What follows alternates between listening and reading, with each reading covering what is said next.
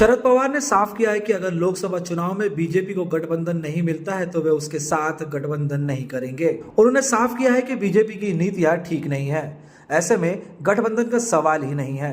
पत्रकार प्रशांत कदम को दिए इंटरव्यू में उन्होंने ये बात कही।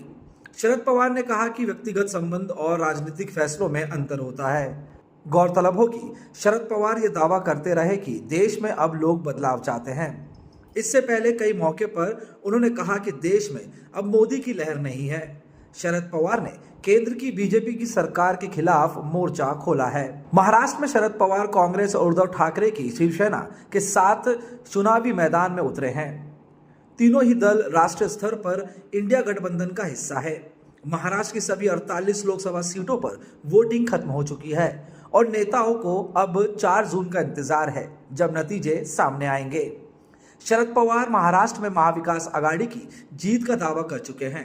उन्हें भरोसा है कि राज्य में एनडीए को जनता सबक सिखाएगी। एनडीए में बीजेपी, शिवसेना और एनसीपी शामिल है।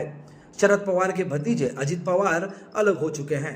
वे मौजूद समय में महाराष्ट्र के डेप्यूटी सीएम हैं। माना जाता है कि दोनों के बीच इस बार लोकसभा चुनाव प्रतिष्ठान की लड़ाई है। सबसे ज्यादा चर्चा बारामती लोकसभा सीट की है।